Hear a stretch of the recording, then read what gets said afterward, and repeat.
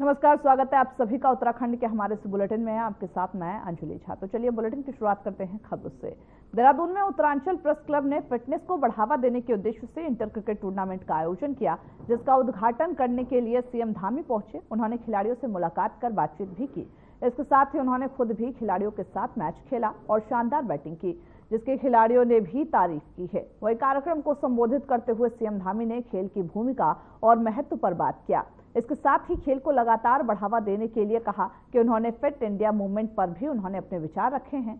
वो इस टूर्नामेंट का आयोजन करते हुए सीएम धामी ने इस टूर्नामेंट का उद्घाटन भी किया है।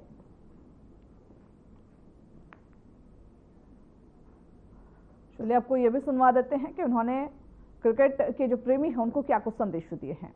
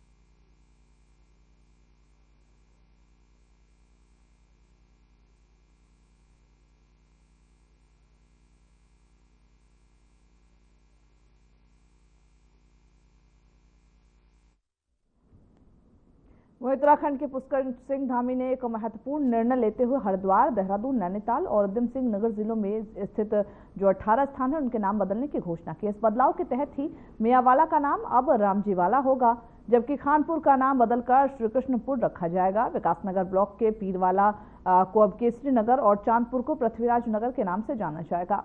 धामी के नाम परिवर्तन के दिशा निर्देश जारी करते हुए कहा कि यह कदम जनभावना का सम्मान करने और साथ ही भारतीय संस्कृति और विरासत को संरक्षित करने के लिए उठाया गया है।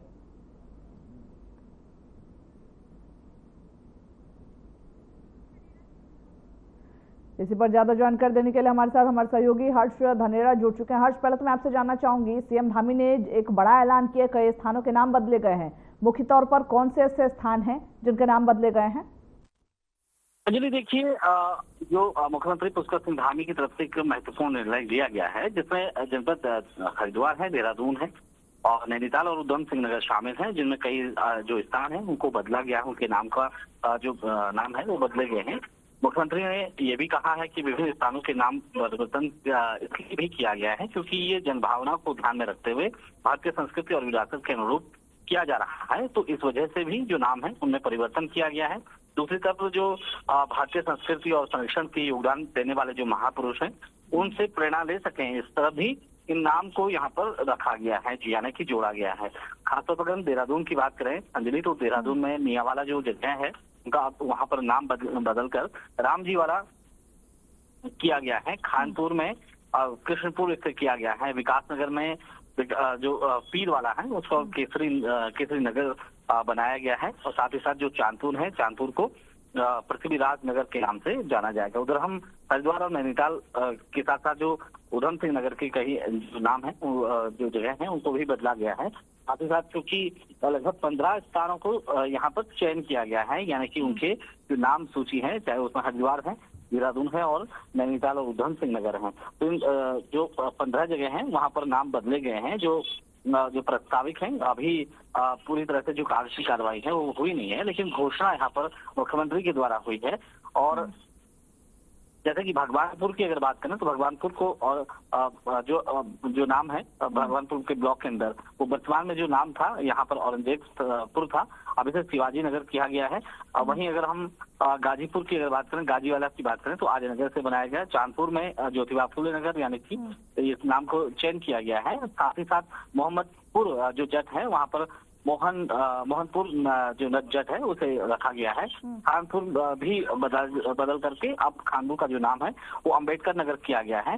और दूसरी तरफ अगर हम देहरादून की बात करें तो देहरादून में मियांवाला, पीरवाला और शादी चांदपुर और अब्दुलपुर इन नाम को बदल करके अब यहाँ पर रामजीवाला, केसरी नगर और साथ ही पृथ्वीराज नगर और दक्ष नगर रखा गया है। नैनीताल की अगर बात करें कि देखिए, ये जो नाम बदले गए उनको कब से प्रभावी रूप पे लागू किया जाएगा, क्या कुछ इसका प्रोसीजर होगा? जी, अपना सवाल दोहराएं। अब मेरा ये सवाल है कि ये जो नाम बदले गए हैं कई जगहों के, वो कब से प्रभावी रूप पे लागू होगा और क्या कुछ इसका प्रोसीजर होगा? देखो अंजलि, अभी जो चीजें हैं वो तार्किक तौर पर नहीं आई हैं, लेकिन जो मुख्यमंत्री की तरफ से घोषणा हुई है और जैसे मैंने बताया कि जो जिक्र अभी मैंने सभी जो 15 स्थान हैं उनके नाम का किया है, चाहे वो मियांवाला, पीरवाला, चांदवाला, अब्दुलवाला या फिर देहरादून के अलावा हरिद्वार, नैनीताल और उधम सिंह नगर की बात करें तो सभी जगह जो नाम है उसको बदलने की घोषणा हुई है। अब घोषणा कब तक धरातल उतरेगी ये देखना बाकी होगा, लेकिन बहरहाल घोषणा हो चुकी है। सभी जो नाम हैं वहां पर बदले गए हैं। सबसे ज्यादा हरिद्वार जिले में जो नाम है वो बदले गए हैं। और उसके बाद देहरादून और फिर नैनीताल और उधम सिंह नगर के जो कस्बे हैं, मोहल्ले हैं, उसका नाम बदला गया है। हर्ष, मैं आपसे ये भी जानना चाहूंगी क्योंकि देखिए, जब जब नाम बदले जाते हैं जगहों के, कहीं ना कहीं प्रतिक्रिया जरूर, विपक्षी प्रतिक्रिया सामने आती है और विपक्ष का ये आरोप रहता है कि भारत के इतिहास को खत्म करने के लिए एक साजिश किया जा रहा है बीजेपी की ओर से। क्या इस तरीके की कोई प्रतिक्रिया इन नामों को बदलने के बाद उत्तराखंड में किसी विपक्ष की ओर से आया है? निश्चित रूप देखिए, क्योंकि जो कांग्रेस यहाँ पर मुख्य विपक्षी पार्टी है, उनके प्रवक्ताओं का कहना है सीधे तौर पर कि जिन लोगों ने कभी इतिहास रचने का काम नहीं किया हो वो इतिहास मिटाने का काम कर रहे हैं।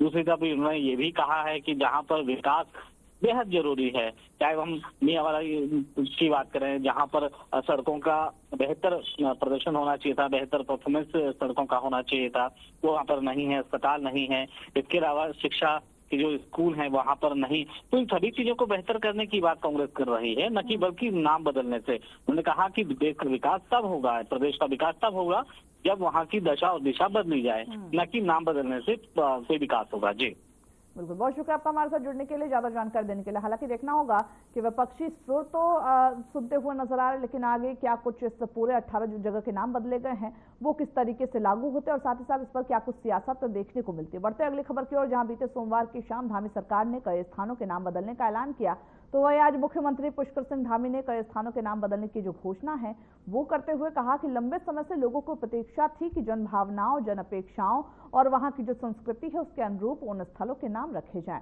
देवभूमि का जो मूल रूप है, उनके प्रति जो लोगों की आस्था बढ़े, लोगों ने भी इसका स्वागत किया है। मैं सभी को शुभकामनाएं देता हूं।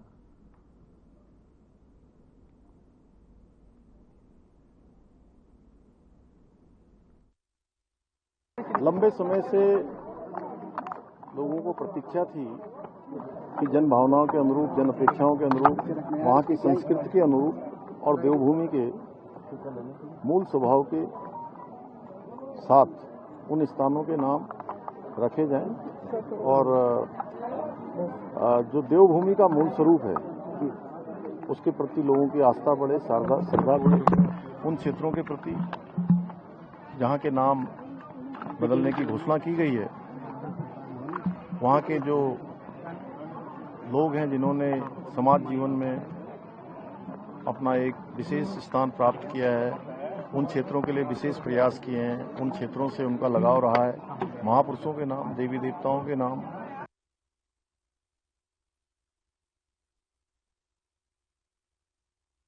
वही कुट्टू का आटा खाने से राजधानी देहरादून में 100 से भी ज्यादा लोग बीमार पड़ गए हैं। राजधानी के कोरोनेशन और दून अस्पताल सहित शहर के जो निजी अस्पताल है उसमें बड़ी संख्या में मरीजों की भर्ती की गई है।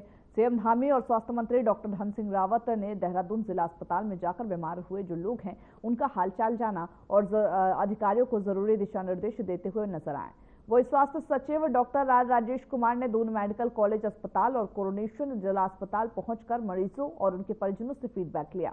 इस दौरान उन्होंने मरीजों को बेहतर उपचार के लिए अस्पताल प्रशासन को दिशा निर्देश दिए। स्वास्थ्य सचिव डॉक्टर राजेश कुमार ने बताया कि दोषियों के खिलाफ सख्त कार्रवाई की जाएगी।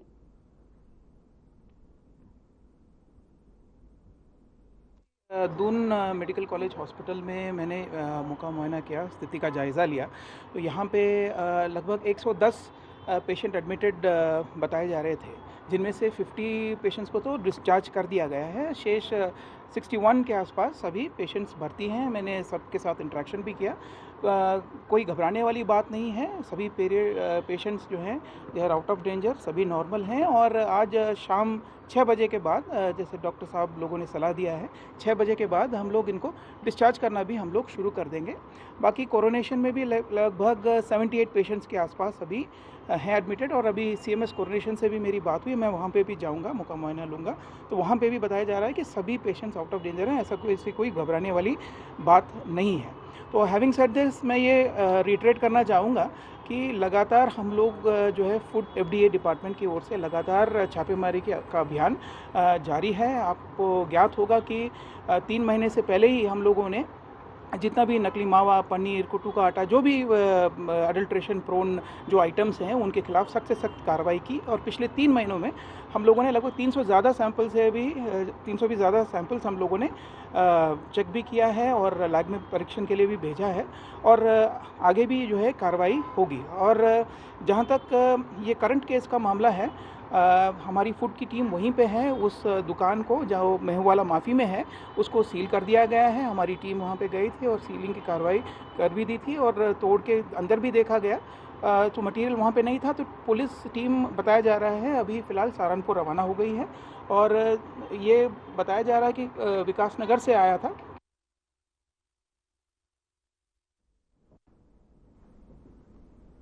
वही कुट्टू का आटा खाने से बीमार हुए लोगों के बेहतर उपचार के लिए शासन ने 3 अधिकारियों को अहम जिम्मेदारी दी है, जहां अस्पताल प्रशासन और तीमारदारों के बीच समन्वय बनाने की जिम्मेदारी रहेगी। बताते ये भी चले कि मजिस्ट्रेट प्रत्युष सिंह को दून मेडिकल कॉलेज की जिम्मेदारी दी गई है, तो वही उप मजिस्ट्रेट न्यायिक सदर कुमकुम जोशी को कोरोनेशन अस्पताल की जिम्मेदारी गई है। उप मजिस्ट्रेट सदर गिरी को इंद्रेश अस्पताल की जिम्मेदारी सौंपी गई है।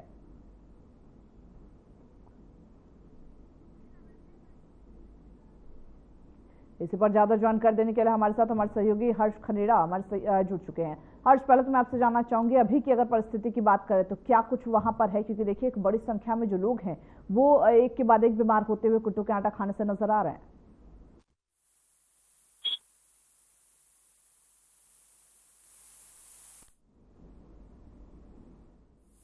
चलिए फिर से जुड़ने का प्रयास करें, लेकिन फिलहाल आपको बता दें कि कुट्टू का आटा खाने से कई लोग बीमार हुए हैं।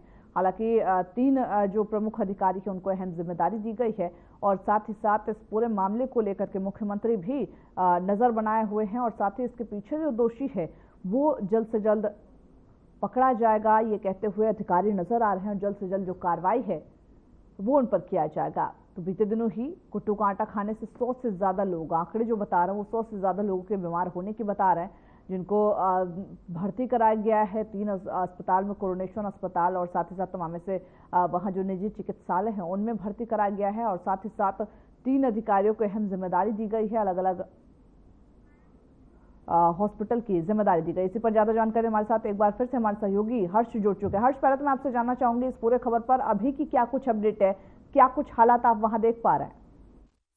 देखिए, जो कुट्टू के आटा खाने के बाद जो पकवान जो बनाए जाते हैं व्रत में अधिकांश यूज किया जाता है, तो उसके बाद जो देहरादून के कई जो लोग हैं लगभग 100 से ज्यादा जो उनकी तबीयत बिगड़ गई थी, उन्हें जिला अस्पताल कोरोनेशन में और इंद्रेश अस्पताल में और साथ ही साथ दून अस्पताल में भर्ती कराया गया। तो लगभग 100 से ज्यादा लोग हैं उनकी तबीयत बिगड़ गई थी कि खुद मॉनिटरिंग मुख्यमंत्री कर रहे थे। मुख्यमंत्री खुद उनका हालचाल जानने के लिए पहुंचे। धन सिंह रावत जो स्वास्थ्य मंत्री हैं उन्होंने भी उनका हालचाल जाना। जो जिम्मेदार लोग हैं उन पर कार्रवाई की बात मुख्यमंत्री ने कही है। साथ ही साथ अब शासन स्तर पर भी जो सरकार ने निर्देश दिए हैं कि शासन में जो 3 अधिकारी होंगे उनको ये महत्वपूर्ण जिम्मेदारी दी गई है कि जो कुट्टू का आटा खाने से जो लोग बीमार हुए हों उनके परिजनों के साथ समन्वय बनाने के लिए, यानी कि तीमारदारों के बीच समन्वय बनाने के लिए महत्वपूर्ण जिम्मेदारी दी गई, जिसमें नगर मजिस्ट्रेट प्रत्युष कुमार को ये दून मेडिकल कॉलेज की जिम्मेदारी दी गई है। साथ ही साथ एसडीएम न्यायिक सुंदर जो है सदर हैं उनके जो कुमकुम जोशी हैं उनको कोरोनेशन की जिम्मेदारी दी गई है और एसडीएम सदर जो हरगिरी हैं उनको इंद्रेश अस्पताल की जिम्मेदारी दी गई है। ये जिम्मेदारियां इसलिए दी गई हैं ताकि जो लोग हैं उनमें तालमेल बना रहे और इस तरह की कोई दिक्कत परेशानी होने में वो आपस में कोऑर्डिनेट कर सकें। तो ये विशेष जिम्मेदारी इसलिए भी दी गई है। दूसरी तरफ जो स्वास्थ्य सचिव हैं राजेश कुमार, उन्होंने कहा है कि अब बहुत सारे जो लोग हैं उनकी तबीयत में काफी बदलाव हो रहा है और संभवतः आज शाम से ही लोगों को डिस्चार्ज भी किया जा सकता है। कई लोगों का जो स्वास्थ्य है वो काफी उसमें सुधार हो चुका है, यानी कि पहले से स्थितियां काफी बदल गई हैं। जी, मैं आपसे ये भी जानना चाहूंगी हर्ष कि आखिर इसके पीछे क्या जांच किया गया, क्या कुछ वजह सामने आई है कि कुट्टू का आटा केवल खाने से बीमार तो लोग होते नहीं हैं, किस चीज की मिलावट की गई थी, इसको लेकर के छानबीन में क्या रिपोर्ट आया है? देखिए, क्योंकि ये कहना गलत नहीं होगा अंजलि, क्योंकि जो भी त्योहार के सीजन होते हैं उससे पहले ही जो स्वास्थ्य विभाग है या खाद्य विभाग है वो सक्रिय नजर नहीं आता है और सक्रिय होते हैं मिलावटखोर जो मिलावट का काम करते हैं। और ऐसे में अन्य प्रदेशों से, उत्तराखंड हो या फिर कहीं भी हो, वहां पर इस तरह की चीजें देखने को मिलती हैं। खासतौर पर हम सहारनपुर की अगर बात करें तो जो उत्तर प्रदेश से लगा हुआ इलाका है सहारनपुर जिले में, ये माना गया था कि वहां से ये मिलावट की चीजें हैं वो उत्तराखंड में सप्लाई की गई हैं। उन दुकानों को सीज किया गया है। अब जो टीम है वो भी सहारनपुर रवाना हुई है, पुलिस की जो टीम है वो भी वहाँ पर रवाना हुई। सहारनपुर जो जिला प्रशासन उनको भी कहा गया है कि सभी चीजें देखी जाए, यानी कि सूचना उनको भेज दी गई है। जाहिर सी बात है कि अब कहीं न कहीं जो प्रशासन है, शासन है, वो सक्रिय में आ रहा है, लगातार सतर्क नजर आ रहा है, लेकिन इससे पहले वो सतर्क नहीं थे। कहीं न कहीं बड़ी लापरवाही लापरवाही बरती गई, जिसकी वजह से जो लगभग जो 100 से ज्यादा जो आंकड़े के जो लोग हैं उनकी तबीयत खराब हुई है। जी बिल्कुल हर्ष, और कहीं ना कहीं हर बार तस्वीरें सेम रहती हैं और घटना के बाद ही आखिर के संज्ञान लिया जाता है, ये बड़ा सवाल है। बहुत शुक्रिया आपका हमारे साथ जुड़ने के लिए, ज्यादा जानकारी देने के लिए। वही पूर्व सीएम त्रिवेंद्र सिंह रावत ने सदन में खनन का मुद्दा उठाया है। इसके बाद सरकार असहज हुई। बीजेपी के प्रदेश अध्यक्ष महेंद्र भट्ट ने कहा कि ऐसा कुछ नहीं है, प्रदेश में खनन नियम के तहत हो रहा है, इसके लिए राजस्व बढ़ा है, और अगर नियम के तहत नहीं होता तो राजस्व घटता। वह इस पर त्रिवेंद्र सिंह रावत ने हंसकर जवाब देते हुए कहा, यह बात सही है, राजस्व बढ़ा है। पूर्व सीएम ने इसके लिए सरकार को बधाई भी दी है। वही पूर्व सीएम ने कहा कि इसमें कोई शक नहीं है, राजस्व बढ़ा है, लेकिन पर्यावरणीय क्षति और जनहानि का भी ध्यान रखा जाना चाहिए।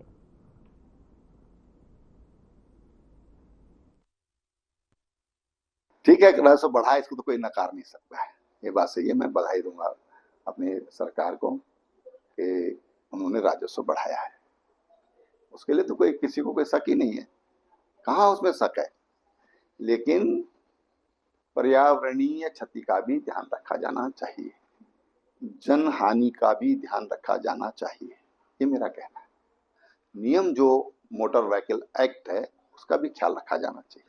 नहीं देखो आपने बहुत गंभीर सवाल उठाया है, क्योंकि ये मुझे लग रहा है बोलना चाहिए नहीं बोलना चाहिए, लेकिन आपका सवाल बहुत गंभीर है और मैं सोच रहा हूं कि कितना नियम कायदों से चलूं।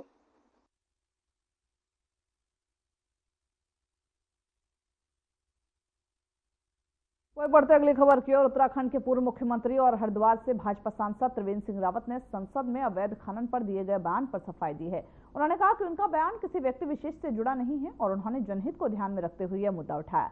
भाजपा प्रदेश अध्यक्ष महेंद्र भट्ट ने भी बताया कि रावत ने अपमानजनक शब्दों का उपयोग नहीं किया और आईएएस एसोसिएशन द्वारा मुख्यमंत्री को भेजे गए जो पत्र है उसकी बात केवल अफवाह है।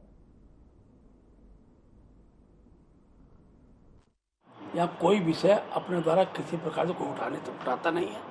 इस प्रकार की चर्चा केवल सोशल मीडिया जगत की रहती है, ठीक है ना। लेकिन भारतीय जनता पार्टी जब आंतरिक पक्ष में इसकी समीक्षा करती है तो मैं दावे से कह सकता हूँ इस प्रकार कोई तथ्य किसी प्रकार का विषय किसी एंगल तक नहीं है। मेरे पास अभी नहीं है, किसी चिट्ठी लिखी नहीं लिखी है, और ना मैं इसको मानता हूँ कि आईएएस ने किसी विषय को लेकर कोई चिट्ठी लिखी है और किसी आईएएस ने किसी सांसद को इंगित किया है। मैं इसको स्वीकार मानने को तैयार नहीं। मैं वही तो कह रहा हूँ, किसके लिए लिखी है, क्या चिट्ठी लिखी है, जब तक प्रमाणिकता नहीं आएगी हम किस बात को नहीं कहें। किस सांसद का उल्लेख किया तो बताओ। क्या नहीं है, मेरे सांसद ने किसी अधिकारी को लेकर नहीं बोला है। किस एंगल से कौन कहाँ उठा रहा मैं नहीं कह सकता इस बात को, लेकिन किसी भी सांसद ने किसी अधिकारी के लिए कोई बात नहीं की है, मैं प्रमाणिकता से कह सकता हूँ। बाकी इसकी स्पष्टीकरण लेना हो तो आप त्रिवेंद्र से ले सकते हैं, उन्होंने अधिकारी के लिए बोला कि नहीं बोला। सत्य है कि नहीं बोला। सर आप लेंगे उनसे? नहीं लिया, नहीं बोला ना, मैं दावे से कर रहा हूँ किसी अधिकारी ने नहीं बोला। किसके लिए बोला, किस बात पे बोला, इसका उत्तर वही देंगे।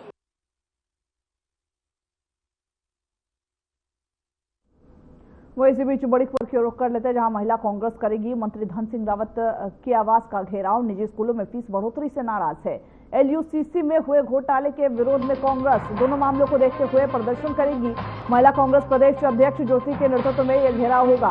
प्रदर्शनकारी मंत्री धन सिंह पर कार्रवाई की मांग कर रहे हैं। यमुना कॉलोनी में प्रदर्शन करेंगे। तो बड़ी खबर आपको बता रहे, जहां पर महिला कांग्रेस प्रदेश की जो जाकर के वहां पर विरोध करते हुए नजर आएंगे। प्रदर्शनकारी मंत्री धन सिंह पर कार्रवाई की मांग कर रहे हैं। एलयूसीसी में जो घोटाला हुआ उसके विरोध में लगातार कांग्रेस प्रदर्शन करते हुए नजर आ रही है।